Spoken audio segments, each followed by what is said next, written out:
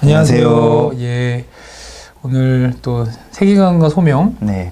편집이 없는 세계관과 소명, 예, 에서 또 우리 이항 실장님을 모시고 네. 또 이항 실장님의 또 이제 코너, 네.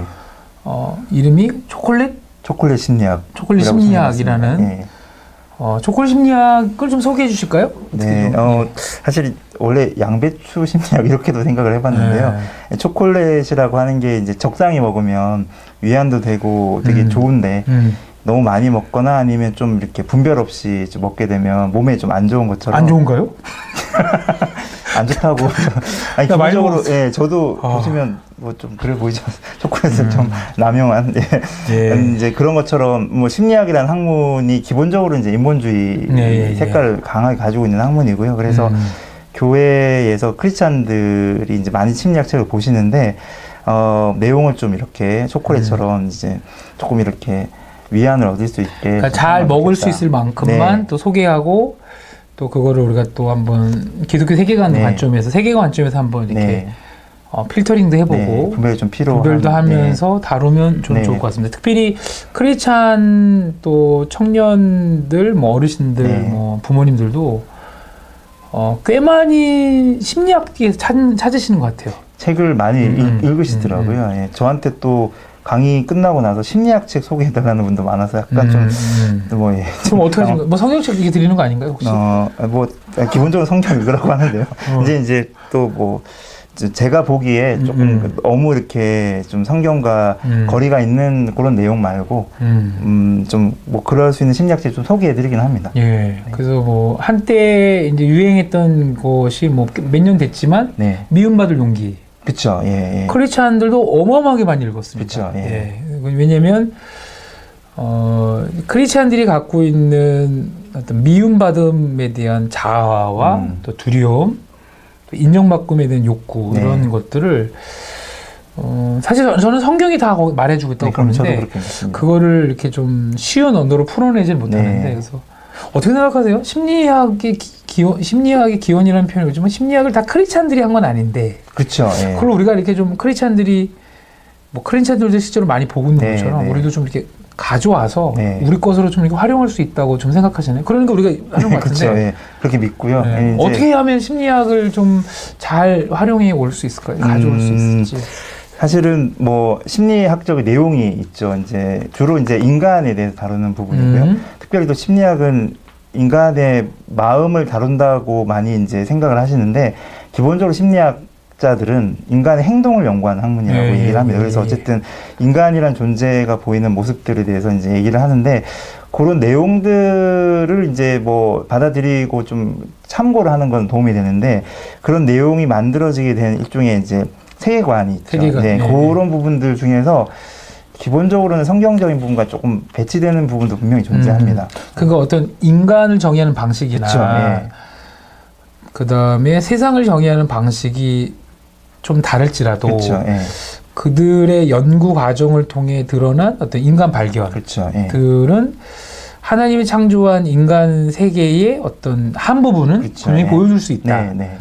또 그리고 또 설명해 줄 수도 있다. 그래서 그런 거를 좀 성경적인 관점에서 이렇게 좀 가져오면서 한번 우리가 어떻게 잘할지 모르겠지만 같이 이렇게 뭐 계속 또 심리학만 소개하다 가는지 모르겠는데 그런 한번 해보면 좋을 것 같습니다. 그렇죠? 예. 오늘은 그러면 그러니까 매번 이렇게 하실 때마다 어떤 심리학 이론을 하나 소개하시는 건가요? 뭐 이론이나 실험, 이제 물론 실험 자체가 이론이 되는 거니까 이제 그런 부분들을 하나 소개해드리고 이제. 뭐 그런 이면에 좀 이제 깔려 있는 어떤 세계관에 대한 것도 조금 이렇게 하고 소개 좀 드리고 또 크리스찬들이 이걸 또 어떻게 보면 좋을지 또 실제 우리 삶에도 이런 면 일부 있고 그럼 어떤 거는 너무 이렇게만 보기에는 좀 조심스럽고 뭐 이런 양면들을 다 같이 되게 지금 얘기하면 우리 거창한데 과연 우리 해낼 수 있을지 모르겠는데 뭐 자신 있으신가요? 열심히 저도 해보겠습니다. 여기 초콜릿 심리하니까 우리가 초콜릿 먹어가면서 이렇게 다음에는 초콜릿을 준비하는 거 생각은 못했습니다. 혹시 초콜릿 색깔 이렇게 갖고 오신 거 아닌가? 아니 미안해요. 한대 말씀하세요. 알았어, 죄송합니다. 예, 죄송해요. 예. 한번 그럼 오늘은 어떤 심리학 실험인지 이론이 어떤 걸 좀 소개해 주시려고 해요? 심리학 실험을 하나 좀 소개해 드리려고 가져왔는데 제가 좀 고민을 했는데 사실 심리학 이론들 실험들 가만 보니까 대체적으로 좀 좀 어두운 게 많긴 하더라고요. 근데 뭘 할까 이렇게 좀 고민하다가 어떻게 보면 심리학 실험 중에서 가장 유명한 실험 몇 가지가 있는데 그 중에 또 처음부터 너무 낯선 걸 가져오면 이게 도대체 뭐야 싶으실까봐 조금 많은 분들이 알고 계실 수도 있는 실험이긴 한데 그 실험 하나 좀 소개를 하려고 하셨습니다. 저한테 실험을 하시는 건 아니죠? 네, 그렇죠. 알겠습니다. 그렇진 않습니다. 어떤 실험인지 한번 소개해 주십시오. 네. 스탠리 밀그램이라는 심리학자가 스탠리 밀그램. 스탠리 밀그램이라는 예일대학교 당시 교수였는데요. 1961년도에 했던 실험이고요. 실험 이름이 사실은 실험 이름만 들으면 무슨 실험인지 대충 감 잡히는 실험인데 복종 실험이라는 실험이 있습니다. 이 실험을 이제 한번 가지고 와봤습니다. 복종 실험이면 딱 이름만 들으면 사람들은 언제 복종하는가? 언제 왜 복종하는가. 사실은 이제 이 실험이 1961년도에 했던 실험인데요. 이 실험 한 이후에 굉장히 반향이 컸고요. 그리고 또 논란도 많아서 한때 이 스탠리 밀그램이라는 심리학자는 그 미국 심리학회에서 제명을 당한 적도 있습니다. 그 이후로 이제 다시 복귀가 되긴 했는데 그만큼 무슨 막 사람을 뭐 이렇게 어떻게 해치고 이런 실험은 아닌데 워낙 좀 이제 기본적으로 실험자를 속이고 했던 실험이거든요. 내가 실험 대상자인지를 모르고 실험을 하다 보니까 좀 윤리적으로 문제가 좀 그러니까 실험을 참여한 사람들이 지금 실험인 상황인지 모르고 본인은 실험 도우미로 알고 오는 상황이죠. 지금도 우리 실험일 수 있어요. 아니 농담입니다. 때리지 마세요. 농담. 잠깐 까불고 있어요. 미안해요. 아니 괜찮습니다. 죄송합니다. 한번 그럼 쭉 한번 설명해 주시겠어요? 어떤 실험인지? 이 실험은 이제 40명 정도를 모집을 하는데요. 실험 도우미를 해달라라고 모집을 하는데 이제 이분들이 들어가면 어떤 방으로 들어가게 되냐면 흰 가운을 입은 교수가 이제 문제를 냅니다. 문제를 내면 칸막이 건너편에 있는 학생이 문제를 맞추죠. 그러면 여기 참여하신 분들은 뭘 하는 거냐면 교수가 문제를 낼 때 학생이 틀릴 수가 있잖아요. 그러면 틀리면 처벌을 내리는데 그 처벌이 전기 충격을 하는 거거든요. 그래서 15V씩 올라가는데 전기 충격기가 옆에 있고요. 그걸 이제 누르는 역할을 합니다. 그래서 자기는 실험 도우미로 온 줄 알고 온 건데 실제로는 이제 학생을 연기하는 사람입니다. 그래서 전기 충격을 받진 않아요.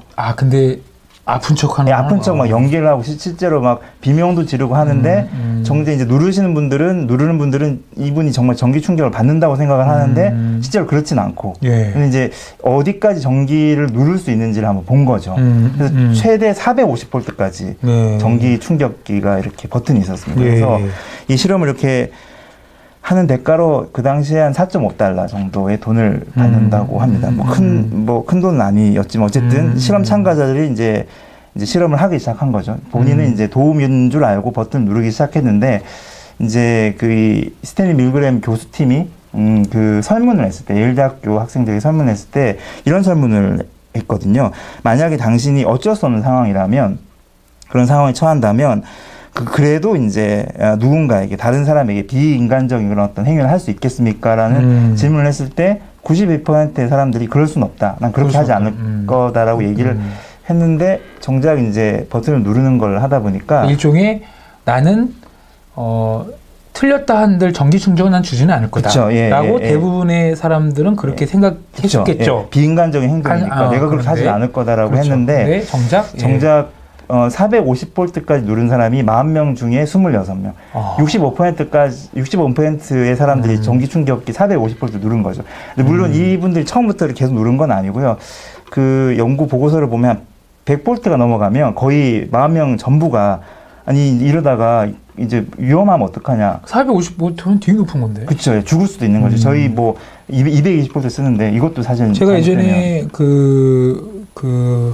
성주순례 갔다가 거기가 110V인가? 근데 그거를 이렇게 어댑터 같은 거를 어떻게 잘못 눌렀는데 뭐가 나온 부분을 만졌더니 찌릿찌릿했어요. 실제로? 네, 실제로.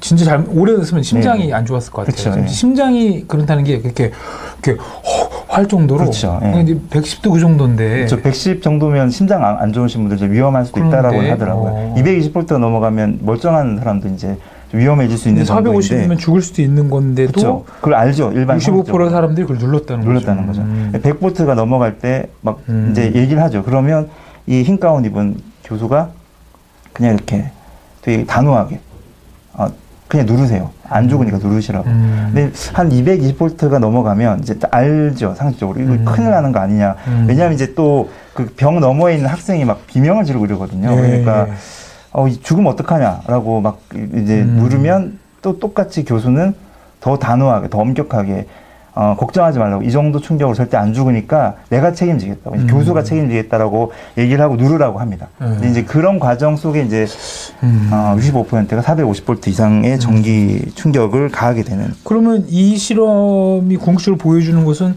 일반적으로는 그런 비윤리적인 행동을 할 수 없는데 네네. 어떻게 65% 사람들이 그런 일을 했는가? 네네. 이에 대한 하나의 그렇죠. 예, 실험이죠. 실험이네요. 예. 그러니까 이 실험이 이제 뭐에 대한 권위에 대한 복종이다라고 얘기를 하거든요. 그러니까 사실 자유로운 환경이 있으면 인간이 다 양심이 있고 하다 보니까 그런 일을 저지르진 않을 건데 그것을 이제 이렇게 상쇄할 수 있는 이제 권위가 작동될 때 인간이 어디까지 선택할 수 있는가에 대한 실험인데.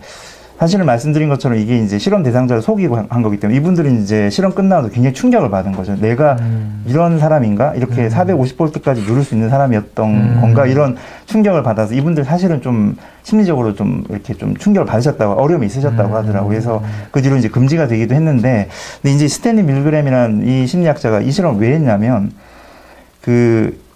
61년도 했던 실험이니까 한 5년 전에 이제 겪은 거죠. 이 사람, 이분도 이제 2차 대전을 2차 대전 때. 그러니까 이제 뭐 나치나 이제 일본 이제 그 전범 국가에 의해서 이제 자행됐던 만행을 봤는데 이분이 정말 궁금했던 거는 그 군인들, 나치 군인들이 아니라 그 일반 국민들 있죠. 그 당시에 보면 이제 그냥 아주 선량해 보이는 아줌마, 부녀자들 또 어린 아이도 사실은 굉장히 인간으로 보기에는 굉장히 참혹한 짓을 하는 걸 보면서 어떻게 사람이 이렇게 평범한 사람이 이렇게 잔인한 짓을 할 수 있을까? 예. 왜 이렇게 분명히 부당한 명령임에도 불구하고 권위자가 따르는 명령에 이렇게 이제 반응할 수 있을까가 궁금해서 이 실험을 했다라고 하고요. 사실은 이 실험 연구팀조차도 처음에 가설을 세울 때는 한 0.1% 많아 1% 정도의 사람들이 450V 누를 거다. 그러니까 40명을 하면 1명 정도 누를까 말까가 될 거다라고 생각을 했는데 이제 이 연구팀의 가설도 완전히 가정도 뒤엎을 정도의 충격적인 결과가 나왔던 실험이었습니다. 와, 그럼 이제 이 실험 이후에 많은 이제 반향을 일으켰다는 거는 사람들은 여기 적으신 것처럼 권위와 압력에 영향을 받는다. 네. 그러니까 사실 그 당시를 이제 지배하고 있었던 게 이제 근대 이후에 그 포스트 모더니즘이 진행되면서 모든 사람들이 심리학도 사실 그런 배경이 있는데 인간이 스스로 생각할 수 있고 스스로 느낄 수 있고 삶을 스스로 통제할 수 있다라는 이제 믿음이 있었는데 이게 외부의 압력이 이렇게 이렇게까지 약한 존재인가라는 굉장히 충격이 있었었고요. 사실 요맘때 이런 연구들이 많이 진행이 됐던 부분도 있습니다. 그러면 우리가 이쪽에 이 실험을 통해서 우리 시장님 보시기에 이게 요 적으신 것부터 천천히 한번 요 굵은 글씨 읽어주실래요? 이 연구를 통해 생각해 볼 수 있는 점은 크게 세 가지로 정리를 해왔다는데 이걸 한번 얘기해 주시면 이제 먼저 세 가지 정도로 한번 정리를 해봤는데 이건 뭐 제가 그냥 생각을 해본 건데요. 먼저 사람들은 생각보다 외부의 권위 압력에 영향을 크게 받는다. 첫 번째입니다. 근데 이제 뭐 그냥 말만 들어보면 그럴 수 있겠다 싶은데 이게 우리가 예상하고 생각하는 것보다 훨씬 더 크게 영향을 받는다라는 사실 부분이죠. 그래서 이건 뭐 왜 그 학교 다니면서도 종종 뭐 느낄 수 있는 부분인 것 같고요. 선생님이 가끔 이제 부당한 어떤 얘기를 할 때도 뭐 그게 따르고 이거 제일 개인적으로 느꼈던 건 군대 뭐 이런 부분이고 뭐 군대가 이상하다는 건 아니고요. 이제 군대에서 이게 왜 이걸 하지?라고 이해가 되지 않고 어떨 때는 좀 부당한 거 아닌가?라고 하지만 사실은 굉장히 권위 있는 사람이 이제 저에게 어떤 명령을 할 때는 약간 바보가 된 것처럼 그냥 이렇게 생각 없이 따르는 경험도 제가 한 적이 있거든요. 이게 첫 번째입니다. 그러니까 영향을 많이 받는 존재라는 게 드러났고. 또 시장님 이거 보시기에는 그다음 두 번째는? 두 번째는 이제 선과 악, 그러니까 옳고 그름을 지각하는 것과 그걸 실제로 행하는 거는 좀 별개의 문제일 수 있겠구나라는 부분이 두 번째 생각을 해본 건데요. 사실은 뭐 저도 그렇지만 사람들이 이게 옳다라고 이제 생각을 하고 그걸 알고 있으면 그렇게 내가 살아갈 거다라고 생각을 하는 부분이 있는데 이 실험을 통해서 여기 사실은 65% 누른 사람들도 뭐 그런 뭐 악한 마음을 뭐 원래 가지고 있던 사람들은 아닐 건데 이제 사실은 이게 틀렸다, 이게 좀 잘못됐다라는 걸 알고 있지만 그걸 실제로 거부하고 행하는 건 좀 또 다른 문제였던 부분이 있어서 이제 그런 부분이 좀 어떻게 보면 다를 수 있겠구나. 그래서 뭐 그러니까 이게 악이지만 뭐 선이지만 안 하는 경우도 있고, 그렇죠.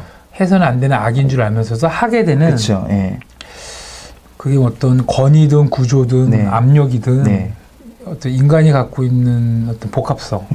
어떻게 생각하면 뭐 인간은 그러니까 생각에 의해서 행동이 좌우된다라는 그런 철학적인 개념도 있었는데 이런 실험들은 그걸 또 완전 뒤집는 거네요. 그렇죠. 되게 외부의 권위, 압력이 굉장히 영향을 많이 주더라. 사실 뭐 지금도 이제 모르기 때문에 안 하는 거다라는 식으로 얘기하는 철학 계열도 있는데 알아도 하는 건 좀 별개다라는 것도 되게 그 사실은 뭐 이게 실제로 뭐 이제 뭐 성경을 아는 거 또 이제 뭐 신앙적으로 적용해 보면 성경을 안다고 해도 성경대로 사라지지 않는 것처럼 근데 이게 그냥 내가 잘 몰라서 그런 거다라고 할 수도 있겠지만 의외로 또 성경을 알지만 또 그 성경을 읽고 나서 또 세상을 살아갈 때 세상에서 주는 압력들이 있죠.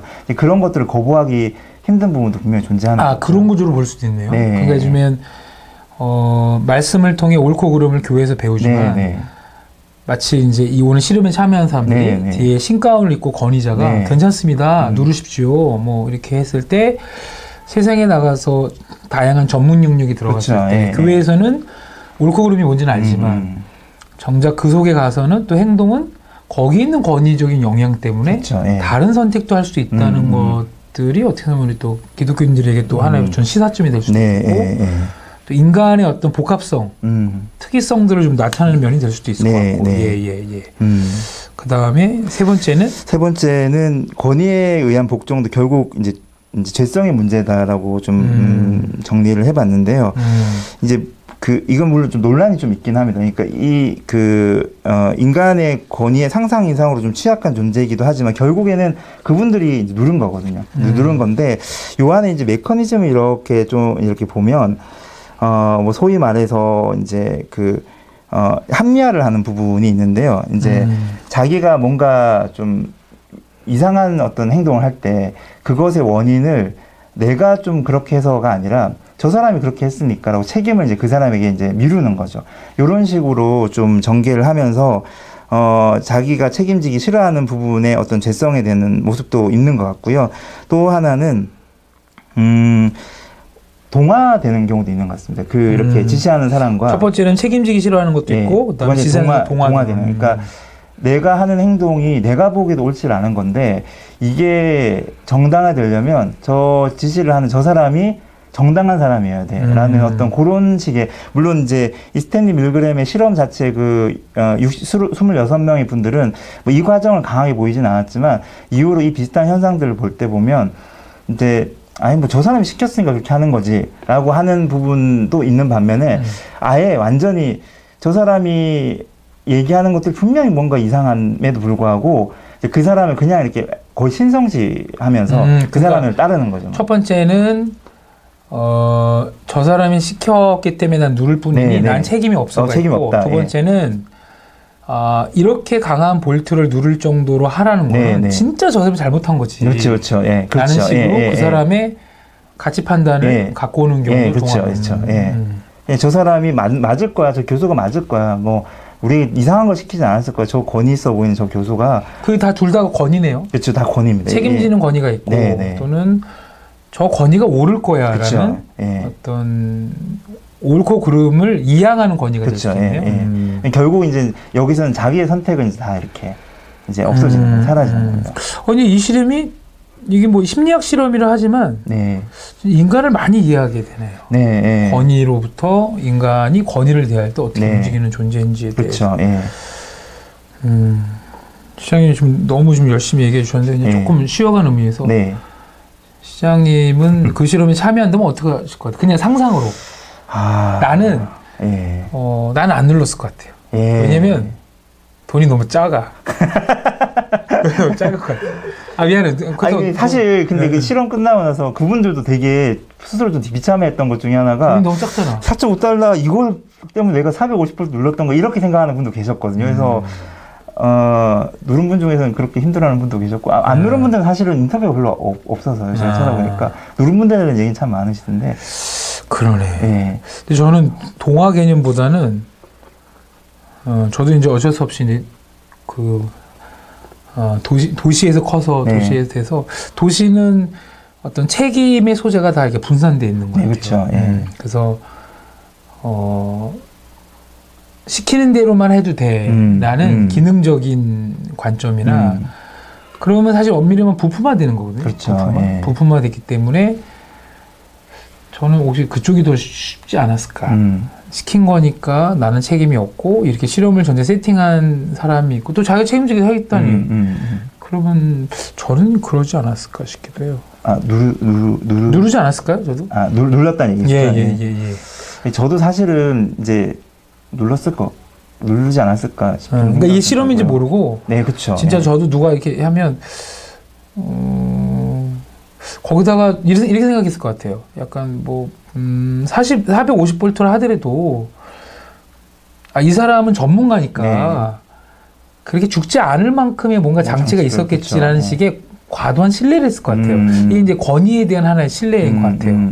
그러니까 이제 저도 지금은 이제 제가 이제 지금은 나이가 좀 있으니까 아예 또 권위자들을 믿을 수 없었는데 만약에 제가 이제 어렸을 때 예를 들면 신학교생 때 하면 이제 신학교 때는 또 교수님들이 하는 말들을 저분이 교수님도 설마 틀리겠어 하다가 이제 배반감에 느끼는 적도 있으니까. 근데 그러게요. 저도 예전에 그 대학원 다닐 때 그 예전 대학교 있을 때 이제 대학원 선배들이 논문 쓴다고 이제 뭐 이렇게 설문을 하거든요. 그러면 굉장히 뭔가 중요한 거를 하는 것 같고 이걸 하면 되게 저한테도 뭔가 유익이 있을 것 같고 해서 되게 열심히 해줬는데 이제 제가 대학원생이 되고 나서 그 선배들도 아직 졸업 안 하고 남아있고 그래서 제가 대학원생이 되고 나서 논문을 쓰면서 이렇게 설문조사를 하면서 많이 느꼈던 게 되게 이렇게 막 짜집기 해서 이렇게 설문지를 가지고 제가 설문을 하면서도 그 친구한테 너무 미안한 거예요. 그럼 나중에 이제 그 저한테 설문지 선배 보면서 웃었어요. 제가 이렇게 얼굴 보고 웃었는데 그 선배도 같이 그래 미안해 약간 웃더라고요. 이 소리 이제 아는 거죠. 근데 그런 식으로 좀 뭐랄까 이렇게 의외로 권위자에 대한 부분들을 어릴 때는 그냥 이렇게 또 잘 모를 때는 그걸 이렇게 받아들이는 부분이 큰 것 같아요. 그러니까 진짜 지금은 제가 뭐 나이가 들어서 만약에 이런 상황에 들어가면 물었을 것 같아요. 만약에 이제 450볼트가 뭔지도 알고. 근데 사실 제가 어렸을 때는 뭐 이게 그렇죠. 전기가 얼마나 사람에 영향 미치는지 잘 모르는 것도 지식의 한계에서 오는 것도 있는데 만약에 지금 정도 되면 이랬을 것 같아요. 450볼트를 눌러도 저 사람이 죽지 않는 뭐 보안 장치를 해놓은 게 있냐 그걸 보여다오. 뭐 그렇지 않으면 어떻게 누르겠냐라는 식의 어떤 의문을 제시했을 것 같은데 어렸을 때는 하지 않았을까 그런 생각이 드네요. 왜냐면 제가 좀 부끄러운 얘기인데 어렸을 때 대학 때 막노동 건설 현장에 가서 일을 많이 했거든요. 건설 현장에 가서 몇 개월 정도 일을 했었는데 거기에 소장님들이 와요. 작업 소장, 작업 반장 소장이 와서 우리 이제 아르바이트하는 우리들한테 뭘 일을 시켜요. 근데 그 중에 뭐가 있냐면 그냥 버려야 될 쓰레기를 어떻게 이렇게 시멘트 붓는 곳에 저기서 버리라 이럴 때가 있어요. 그러면 첫 번째는 그렇게 원래 하는 줄 알았어요. 그래서 뭐 내가 그 건물 무너뜨린 건 아닌데 모르죠. 그러니까 그냥 원래 이 쓰레기는 저렇게 버리나 보다. 그래서 쓰레기를 거기다 막 넣어놔요. 근데 이게 쓰레기 버릴 때가 아니라 이게 공글이 들어갈 곳인데 왜 이러지가 있었고 또 한 가지는 근데 이렇게 해도 저 소장은 전문가니까 사실 지금 보면 전문가가 아니라 이제 건축비를 줄이려는 그쵸. 수작이죠. 예. 산풍 사건도 사실 그런 식으로 생긴 것도 있다고 하잖아요. 예. 근데 그때는 모르니까 그렇게 해야 되나 했고 또 설마 저 사람이 다 잘 알아서 어련히 알아서 하겠지라는 것도 또 가지고 그냥 시킨 대로 했고 시키는 거 하면서 돈 받아가는 그 용역 하루 일당 받아가는 어떤 그냥 그런 일꾼에 불과한 건데 내가 뭐 거기다 대고 뭐 이거 버리면 뭐 건축 공학도 잘 모르고 근데 이제 그 당시 1993년도인가요? 산풍 무너질 때 그때 제가 한참 건물 아르바이트 하러 다니고 이런 시기인데 그거 무너지고 나서 제가 한 건물이 무너진 건 아니지만 되게 마음이 안 좋았어요. 되게 안 좋았어요. 이게 무지했구나. 그래서 어떻게 생각하면 이 도시와 이 현대 사회는 사람들로 하여금 많은 걸 모르게 만드는 것 같아요. 이 실험에서도 그런 거죠. 예. 모르게 만들고 이 전체 모든 정보를 공유하는 사람은 소수죠. 소수가 계속 괜찮다고 그래요. 사실 괜찮지 않은데. 그렇죠. 예. 근데 우리는 정보를 전체 모르니까 어디에 무슨 일이 발생할지 모르고 그냥 부품화된 거죠. 파편화된 거죠. 그래서 그러나 지나고 나면 이 양심과 이 도덕적인 아픔은 파편하는 거 아닌 것 같아요. 그래도 내가 몰라서 한 거라도 아닌데라는 그런 건 있는 것 같아요. 갑자기 내가 상품백화점 얘기를 하시면 내가 무너뜨린 건 아닌데. 근데 사실 그 당시에 그런 되게 많았었죠, 사실은. 성수대교도 뭐 그런 식이 있고. 예. 근데 그런 걸 사람들이 일부러 무너뜨리자는 게 아니거든요. 그렇죠. 그러니까 괜찮겠지. 설마 하는데 사실 그 사람들이 그 작은 자금의 용인이 사실은 그런 일들이 만들어진 건데 저는 오늘 심리 실험이 성경은 아니지만 아니 하더라도 이게 어떤 인간이 갖고 있는 그 죄성의 속성을 그래서 이게 좀 리얼하게 보여주는 측면 같아요. 그래서 그러니까 사실 이걸 하면서 제가 굉장히 많이 느꼈던 부분 중에 하나가 그러니까 그 인간이 끊임없이 좀 누군가에게 의지하는구나. 그것이 굉장히 강한 수준이구나라고 하는 걸 좀 많이 느꼈던 부분이고요. 어떤 그 양심이나 어떤 그런 정말 중요한 가치에 대한 어떤 고민이나 이런 것들이 좀 있었다면 평소에 많이 했던 분이고 또 그런 사회 구조에 대한 고민도 좀 했던 분이라면 좀 거부를 하지 않았을까. 사실 그 당시 나치나 이런 거를 이제 이 연구가 시작된 배경이긴 한데 그때 분명히 같이 이렇게 동조했던 사람도 있지만 또 독일 사람들 중에서도 보면 그런 부당한 명령을 이제 저항했던 분들 분명히 존재하니까 이제 그분들은 대개는 좀 그런 거에 대해서 고민을 많이 했고 또 평소에 이제 의식이 있었던 분들인 경우가 많지 않았을까라는 생각이 좀 들고요. 어쩌면 이 실험을 통해 우리 좀 크리스찬들이 생각해야 될 것 중에 하나는 권위를 이렇게 무턱대고 이렇게 거부하는 건 아니지만 네, 그렇진 않죠. 예. 본인이 전체를 조감하는 의식은 갖고 있어야 된다. 예를 들면 지금 어떻게 흘러가고 있고 그다음에 저 권위자도 갖고 있는 한계가 있고 왜 우리 뭐 목사님이 뭐 이렇게 좀 조심스러운 표현이지 목사님이 뭘 이렇게 하락을 했다고 다 오는 건 아니거든요. 사실 저도 제가 우리 청년들한테 뭘 이렇게 부탁했을 때 청년들을 아껴서 하는 것도 있겠지만 좀 죄송한데 내가 편해서 부탁하거든요. 방송 다 나가는 편집이 되는지 모르겠지만 그러니까 우리가 다 인간이고 연약하다라는 전제 속에서 또 그렇다고 또 인간을 뭐 불신하는 것만은 아니지만 흘러가는 전제 맥락은 알고 있어야 될 것 같아요. 그래야 건전한 견제도 이루어지고. 근데 이제 오늘 이 실험은 철저히 지식을 숨겼다는 건 파편화시킨 것 같아요. 그렇죠. 예. 딱 사람을 파편화시켜서 부분화시켜서 그거에 하나에서만 이렇게 하게 한 게 아닌가. 그래서 어떻게 생각하면 이 실험이 끝난 다음에 이 사람이 갖고 있는 불쾌감, 실험자의 불쾌감은 저들을 향해서 아프게 한 것들에 대한 양심의 가책도 있지만 동시에 되게 어떻게 생각하면 권위 구조의 전체의 부품처럼 이렇게 부품처럼 이렇게 존재감이 떨어졌다는 거에 대한 불쾌감도 있지 않을까. 네, 그렇죠. 예. 내가 되게 이렇게 농락당했다라는 부분도 있는 것 같고요. 사실은 바보 됐다는 반응들이 되게 많았다고 하더라고요. 내가 너무 바보 같았고 좀 내가 왜 그랬는지 모르겠다라는 반응들을 제일 많이 했다라고 하거든요. 그래서 어떻게 보면은 진짜 이분들도 스스로에 대해 좀 이렇게 과신한 면이 있지 않을까라는 생각이 들어요. 내가 옳다고 생각하는 건 내가 지켜나가는 거지라고 했는데 이제 이런 상황이 되니까 자기도 모르게 이렇게 그런 선택을 해나가는 거예요. 오늘 이 실험은 일단은 어떤 건의가 갖고 있는 그 강력함, 네. 그 한 개인이 가급적이면 그 건의에 따르고자 하는 그 성향들.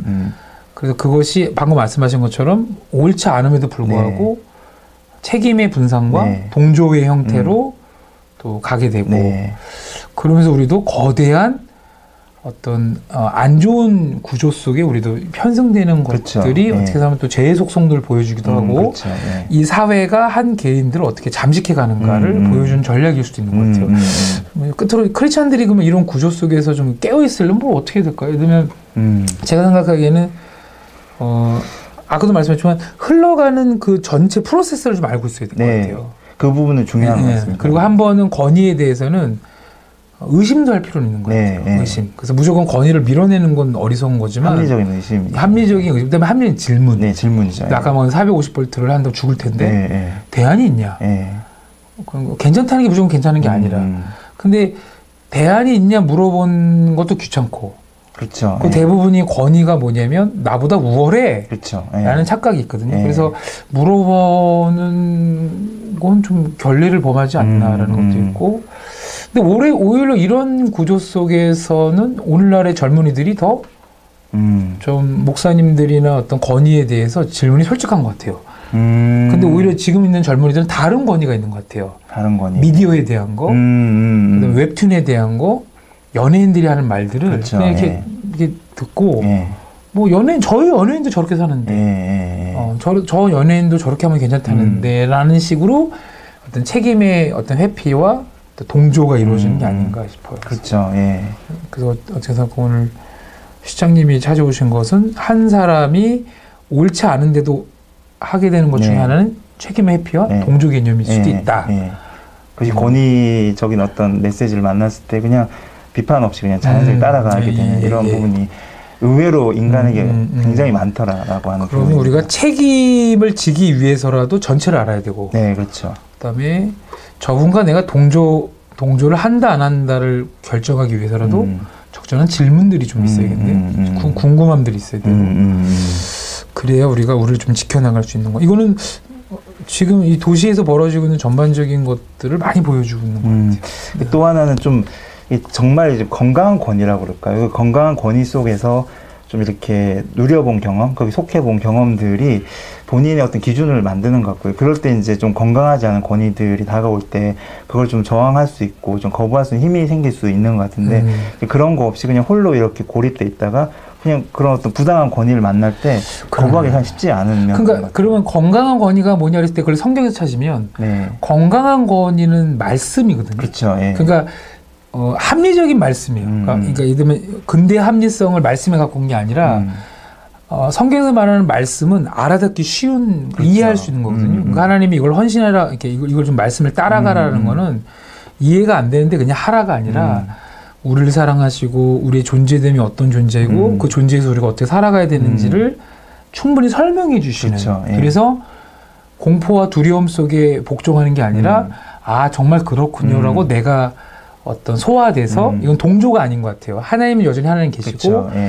내 걸로 소화돼서 그렇죠. 해나가는 거. 그래서 예를 들면 누르십시오라고 했을 때 이 누른 의미가 뭔지, 그렇죠.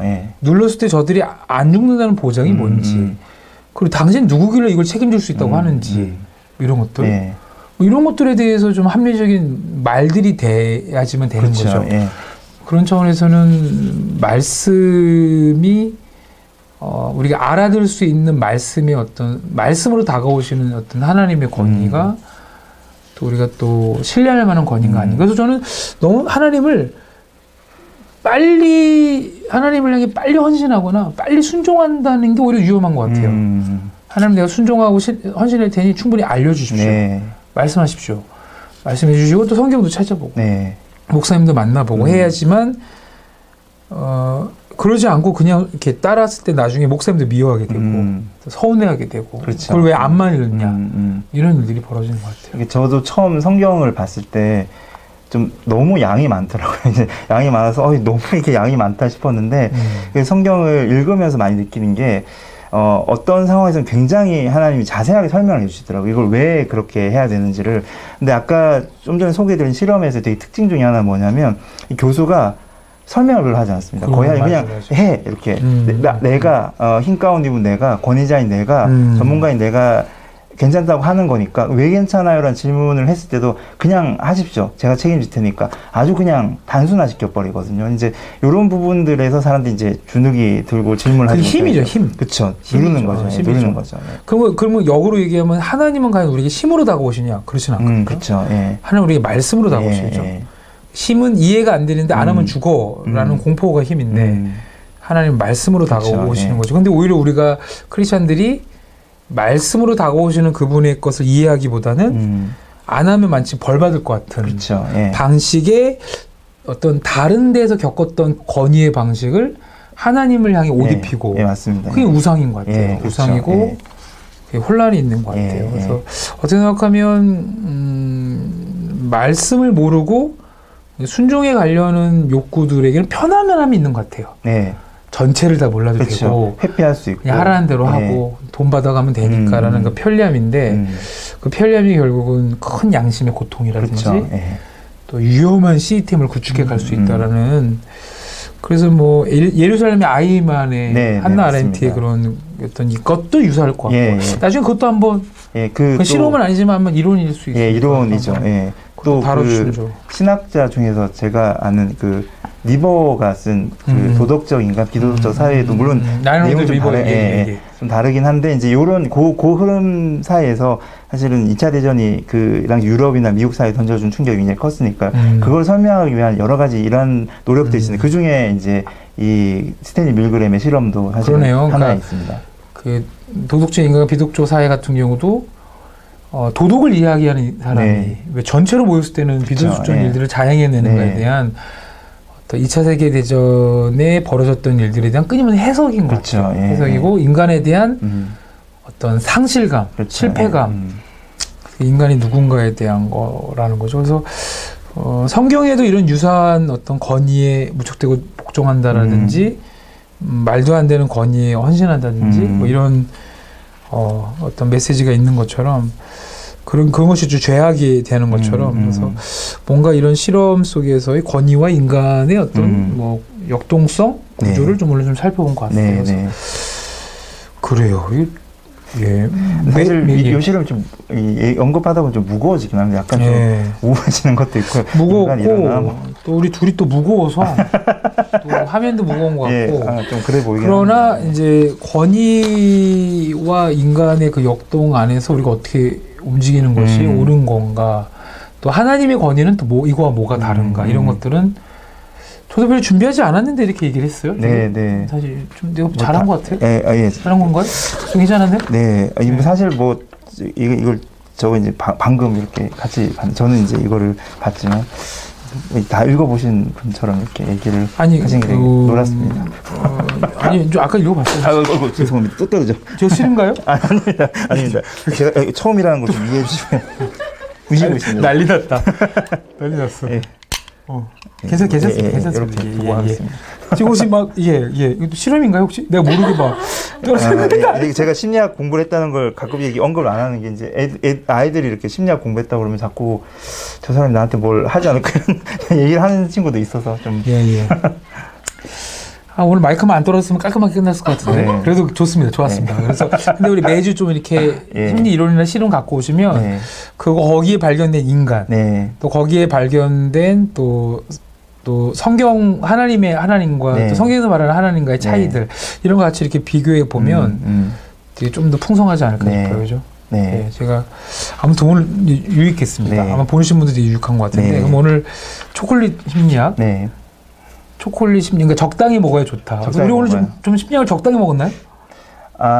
적당히 먹고 많이 먹은 것 같은데 좀 이렇게 분별해서 먹자 이렇게. 초콜릿 심리학. 얼마 전에 좀 있으면 화이트데이가 올 텐데 그죠? 화이트데이 아닌가요? 그렇죠. 요즘에 자꾸 입고 화이트데이. 발렌타인데이. 다음 주에는 우리 초콜릿 먹으면서 해볼까요? 좀 그런가요? 우리 너무 많이 먹는 거 아니야? 쌓아놓고 막 먹는 거 아니야? 아무튼 이 시장님 매주 이렇게 갖고 오시면 이걸 어떻게 기독교 안에서 같이 해석해 가면서 이렇게 접목하면서 네. 바라볼 수 있는지를 이렇게 해나가면 유익할 것 같고, 저도 유익할 것 같습니다. 또 보시는 또 분들 중에 이제 세계관이나 심리학도 중에서도 성경과 함께 같이 고민하는데 우리가 조그마한 발판을 주지 않을까. 네네. 오히려 우리 영상을 보고 야 저걸 저렇게 해석하냐, 난 더 이렇게 해석할 수 있어라는 사람이 나타나면 그럼요. 또 우리가 성공하는 거죠, 그렇죠? 네, 그렇죠. 그들에게 자극을 주는 거죠, 그렇죠? 예. 연락을 해도 그냥 뭐 저랑 또 이렇게 얘기를 해보고 싶은 마음이 있어서. 이거 나와서 같이 또 얘기도 좋을 것 같아요, 그렇죠? 예, 나 초콜릿 심리학이 신청합니다, 이런 것도 좋은 것 같아요, 그렇죠? 관심 있는 분들은. 네. 그럼 초콜릿 갖고 오십시오, 이렇게 해도 되니까. 네, 초콜릿. 아무튼 오늘 제일 1회 우리 초콜릿 심리학 이양 실장님과 함께 해봤는데요. 아무래도 기대됩니다. 그래서 다음 주에도 좋은 또 심리학 실험 또 이론 갖고 오셔서 또 크리스찬으로서 이걸 어떻게 바라보면 좋을지 같이 좀 살펴보는 그런 시간도 하겠습니다. 오늘 좀 감사합니다. 네, 감사합니다. 고생하셨습니다. 네, 수고하셨습니다. 예, 감사합니다. 감사합니다.